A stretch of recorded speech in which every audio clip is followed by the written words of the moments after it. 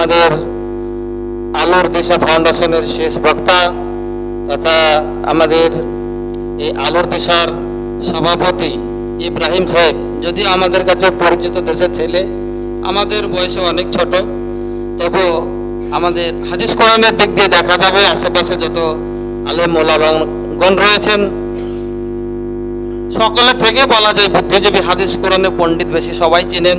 গোপালপুর মাদ্রাসার শিক্ষক আপনাদের সম্মুখে এখন হাদিস এবং কোরআন থেকে আলোচনা করছে।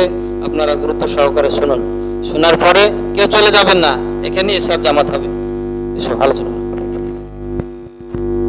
আসসালামু আলাইকুম ওয়া রাহমাতুল্লাহি ওয়া বারাকাতুহু। আলহামদুলিল্লাহি কাফা ওয়া সালামুন আলা ইবাদিহিল্লাযীনা ইসতাফা, আম্মা বা'দ। আউযু বিল্লাহি মিনাশ শাইতানির রাজীম। বিসমিল্লাহির রাহমানির রহিম।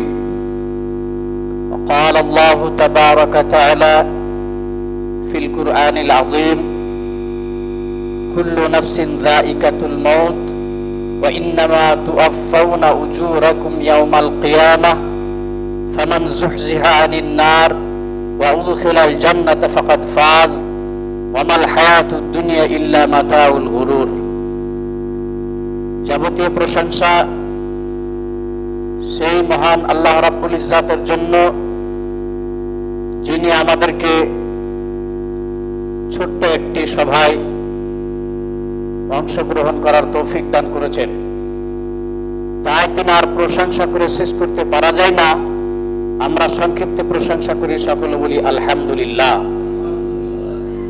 তারপরে পরে নবী হযরত মুহাম্মদ মুস্তাফা সাল্লাল্লাহু আলাইহি ওয়াসাল্লাম, তিনার প্রতি লাখো কোটি দরুদ এবং সালাম বর্ষিত হোক, সকলে বলি আমিন। আমি আপনাদের সামনে বেশি কিছু বলবো না, যেহেতু সময় খুবই সংক্ষিপ্ত। আপনাদেরকে মাত্র কয়েকটি উপদেশ দিয়ে আমি আমার বক্তব্য করবো ইনশাআল্লাহ। আল্লাহ সুবহানাহু ওয়া তাআলার কাছে আমি এই দোয়া করি যে আল্লাহ, তুমি আমাকে সঠিকভাবে বলার এবং তার প্রতি আমল করার তৌফিক দান করো, আমিন। আল্লাহ সুবহানাহু ওয়া তাআলা কুরআনুল কারীমের সূরা আলে ইমরানের 185 নম্বর আয়াতের মধ্যে বলছেন, কুল্লু নাফসিন যায়িকাতুল মাউত, প্রত্যেক জীবনকে মৃত্যুর স্বাদ গ্রহণ করতে হবে। প্রত্যেক জীবন মৃত্যুর স্বাদ গ্রহণ করবে। ওয়া ইন্নামা তুওয়াফাউনা উজুরাকুম ইয়াওমাল কিয়ামাহ, আর নিশ্চয় তোমাদেরকে তোমাদের কর্মফলের প্রতিদান দেওয়া হবে ইয়াওমাল কিয়ামাহ, কিয়ামতের দিন। ফামান যুহজিহা আনিন নার, অতএব যে ব্যক্তিকে দূরে রাখা হবে পরিতাপ্ত, উত্তাপ্ত, প্রজ্বালিত আগুন থেকে, অর্থাৎ জাহান্নাম থেকে, ওয়া উদখিলাল জান্নাহ, এবং জান্নাতে প্রবেশ করানো হবে, ফাকাদ ফাজ, সে ব্যক্তি প্রকৃতপক্ষে সফল ব্যক্তি। ওয়া মাল হায়াতুদ দুনিয়া ইল্লা মাতাউল গুরুর, আর এই দুনিয়ার জীবন যাপন অর্থাৎ পার্থিব জীবনটা হচ্ছে শুধুমাত্র ধোঁকা। আমরা এই আয়াতে কি বুঝলাম? এই আয়াতে আমাদের সামনে প্রকাশ করে দিল উপদেশমূলক কিছু কথা। তার মধ্যে একটি কথা হচ্ছে যে যেই ব্যক্তি দুনিয়াতে এসেছে তার মৃত্যু হবে। সে আজীবন পৃথিবীতে থাকার জন্য আসেনি। আল্লাহ সুবহানাহু ওয়া তাআলা পৃথিবীতে কোনো ব্যক্তিকে এইভাবে পাঠান না যে সে চিরস্থায়ী পৃথিবীতে বসবাস করবে, থাকবে। আল্লাহ সুবহানাহু ওয়া তাআলা যেমন সৃষ্টি করেছেন প্রত্যেক জীবকে আল্লাহ সুবহানাহু ওয়া তাআলা, তারপরে তার আসল উদ্দেশ্য, তার আসল যে উদ্দেশ্য আখিরাত, সেই দিকে প্রত্যেক জীবকে আল্লাহ সুবহানাহু ওয়া তাআলা ধাবিত করবেন। আল্লাহ সুবহানাহু ওয়া তাআলা তারপরে বলছেন যে এই সৃষ্টি করার পিছনে কিছু কাজ রয়েছে। যেমন অন্য জায়গায় আল্লাহ সুবহানাহু ওয়া তাআলা বলেছেন যে মানুষকে যে সৃষ্টি করেছে তার মূল উদ্দেশ্যই হচ্ছে লিয়াবুদুন, সে যেন দাসত্ব হয়, সে যেন ইবাদত বন্দেগী করে। কার? আল্লাহ সুবহানাহু ওয়া তাআলা। সেই জায়গায় আল্লাহ সুবহানাহু ওয়া তাআলা বলছেন, ওয়া মা খালাকতুল জিন্না ওয়াল ইনসা ইল্লা লিয়াবুদুন, আমি জিন এবং মানুষ জাতিকে সৃষ্টি করেছে শুধুমাত্র উদ্দেশ্য হচ্ছে তারা যেন ইবাদত বন্দেগী করে থাকে আমার। তাহলে আমরা কি বুঝলাম এই আয়াত দ্বারা? যে আমরা পৃথিবীতে এসেছি পার্থিব জীবনকে প্রাধান্য দেওয়ার জন্য নয়। আমাদের এই পার্থিব জীবনের পরে মূল যে আমাদের উদ্দেশ্য আর মূল যে আমাদের জীবন যাপন করার জায়গা, আর আমরা যে জায়গায় চিরস্থায়ী ভাবে থাকবো সেই জায়গাটি হচ্ছে আখিরাত, অর্থাৎ মৃত্যুর পরে যেই জীবনটা আমরা পাবো সেই জীবনটাই হচ্ছে আমাদের মূল উদ্দেশ্য। তারপর আল্লাহ সুবহানাহু ওয়া তাআলা এই আয়াতের মধ্যে বলছেন, এই দুনিয়াতে আসার পরে যে ব্যক্তি ভালো কাজ করলো, যে ব্যক্তি সৎ আমল করলো, আর কিয়ামতের দিন হিসাব কিতাবের সময় সেই ব্যক্তিকে যদি দূরে রাখা হয়, অর্থাৎ জাহান্নামের পরিতপ্ত উত্তপ্ত প্রজ্বালিত আগুন থেকে তাকে যদি দূরে রাখা হয়, ফাকাদ ফাজ, সে ব্যক্তি হবে আসল সফল ব্যক্তি। ওয়াউদখিলাল জান্নাহ, তারপরে জাহান্নাম থেকে দূরে রাখার পরে জান্নাতে যদি তাকে প্রবেশ করানো হয়, ফাকাদ ফাজ, সে ব্যক্তি হবে আসল সফল ব্যক্তি। আল্লাহ সুবহানাহু ওয়া তাআলা তারপরে বলছেন, যে জিনিসটি আমরা হয়তো মনে করি যে দুনিয়াতে এসেছি কিছুদিনের মাত্র জীবনযাপন, এসেছি আমরা জীবনযাপন করব, কিছু আমরা উপার্জন করব, টাকা পয়সা, বাড়ি ঘর বানাবো, তারপরে আমরা কিছু হয়তো সন্তান সন্ততি থাকবে, তাদের ভবিষ্যৎ গড়ার জন্য আমরা তাদের ভবিষ্যতের জন্য কিছু সম্পদ তাদের হাতে তুলে দিব, এগুলি আমরা মনে করি যে আমাদের আসল উদ্দেশ্য। কিন্তু আল্লাহ সুবহানাহু ওয়া তাআলা এই আয়াতের মধ্যে বলছেন যে এই জীবনটা আসল উদ্দেশ্য নয়, আসল উদ্দেশ্যই হচ্ছে তোমাদের আখিরাত। আখিরাতে যে ব্যক্তি সফল ব্যক্তি হতে পারবে সে ব্যক্তি হচ্ছে আসল সফল ব্যক্তি।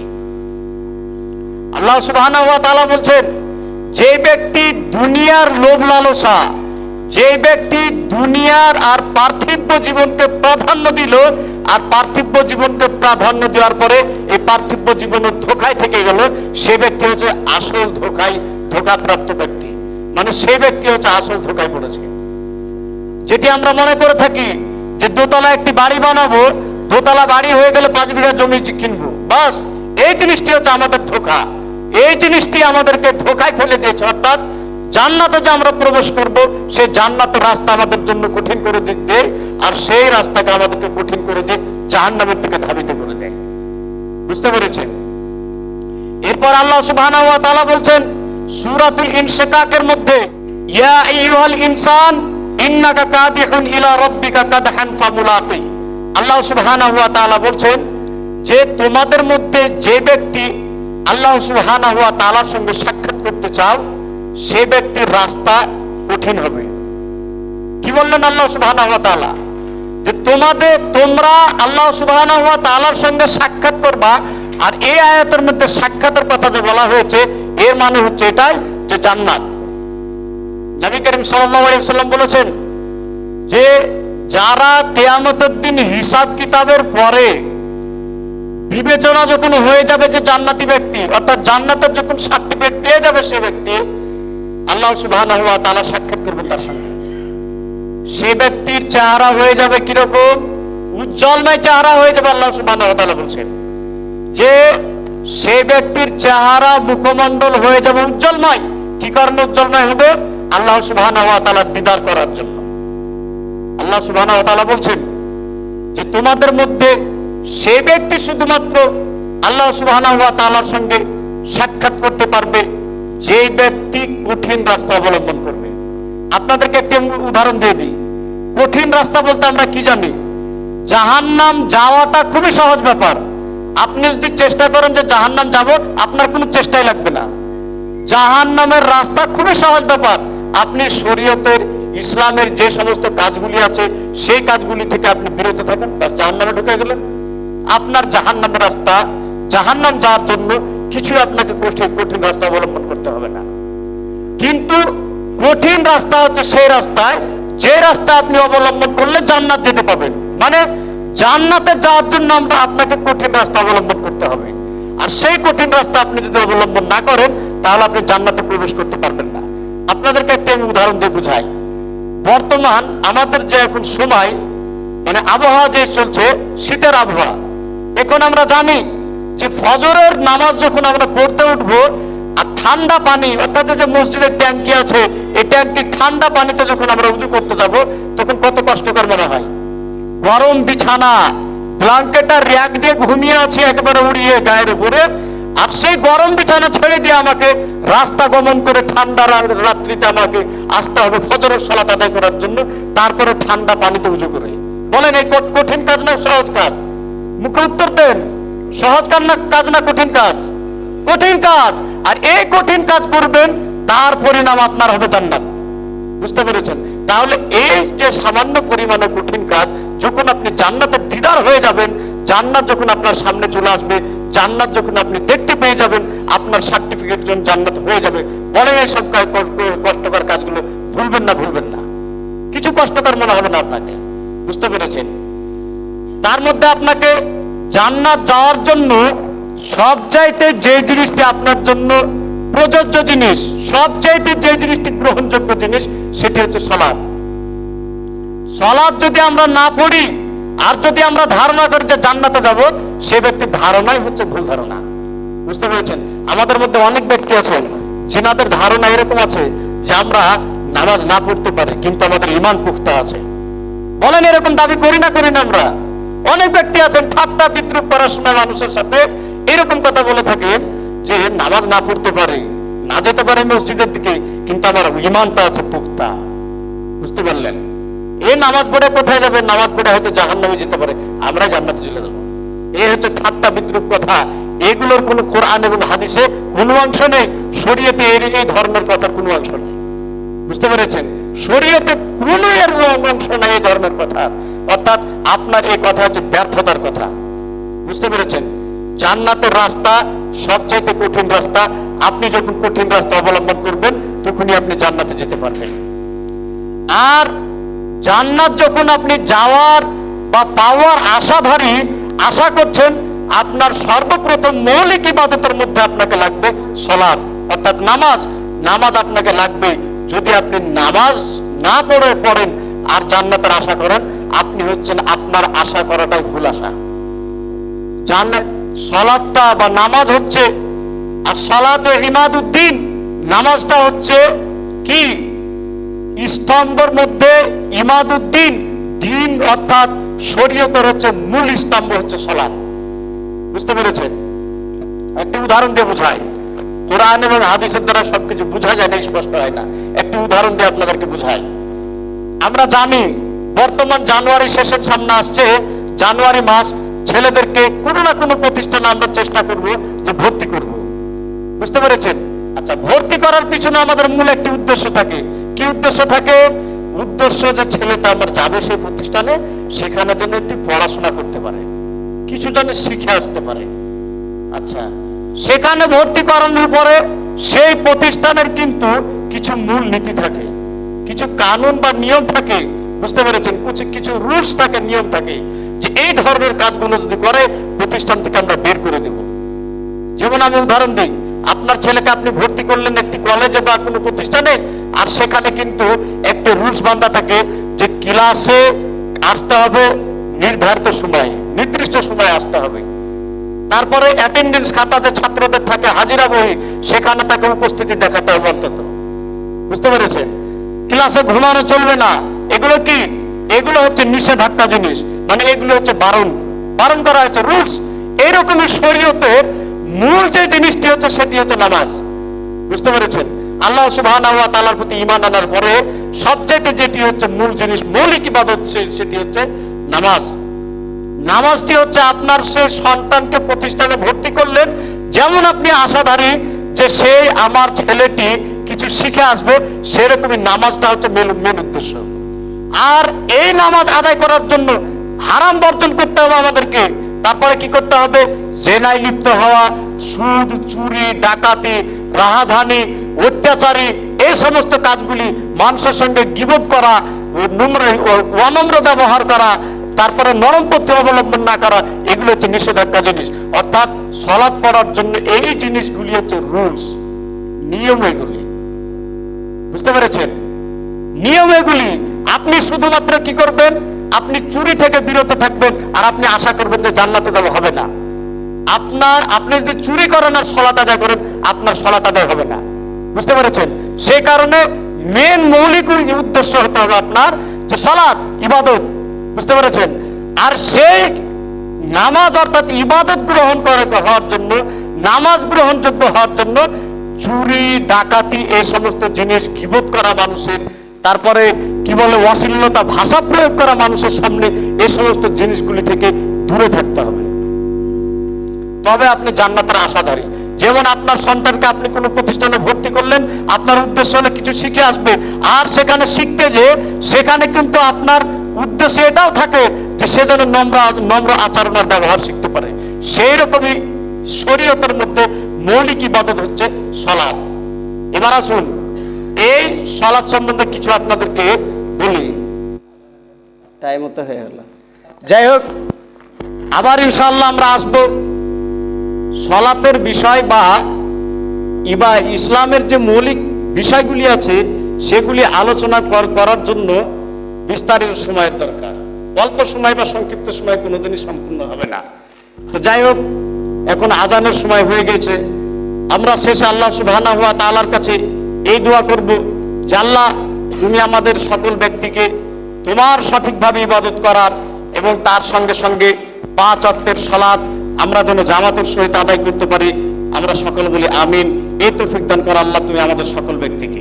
দেখুন, আমরা আলোর দিশা ফাউন্ডেশন থেকে যে এসছি, ফাউন্ডেশনের তরফ থেকে আমাদের যে মেন উদ্দেশ্য, সেই উদ্দেশ্যটি হচ্ছে যে আপনাদেরকে আমরা মানে নাজির, মানে পথ প্রদর্শক হিসাবে আপনাদেরকে কিছু আমরা শিক্ষা দিতে চাই। আমরা জানি সকলে যে প্রত্যেক মৌলভী সাহেবেরা আসে আর বলে যে সালাত পড়তে হবে। প্রত্যেক মৌলবীরই আমরা ওয়াজ শুনে থাকি, প্রায় মৌলবীর, বুঝতে পারলেন, যে বিভিন্ন অনুষ্ঠানে আমরা যাই আর সেখানে শুনি, বিভিন্ন জালসা জুলুসে যাই, কিন্তু আমরা পরিবর্তন হয় না। যার ফলে আমরা আলোর দিশা ফাউন্ডেশনের সদস্যগণ আমরা মনে করেছি যে আমাদের জন্য ওয়াজিবুল উজুব কাজ এটি হবে, অর্থাৎ আমাদের গ্রাম হিসাবে, আমাদের পড়োশী হিসাবে আমাদের মেন উদ্দেশ্য হবে বা মেন কর্তব্য হবে যে আমাদের চাচা, ভাতিজা, মা, বোন যেই থাকেন না কেন তাদেরকে আমরা সঠিক ইসলামের দিকে ধাবিত করানো। আর এই উদ্দেশ্য নিয়ে আপনাদের সামনে আমরা এসেছি। আমরা এখন হয়তো আপনাদের সামনে থেকে চলে যাব। আমরা যে কথাগুলি বলে গেলাম আপনাদের সামনে, সেগুলির প্রতি আপনারা আমল করবেন, এটাই আমাদের অনুরোধ রইল।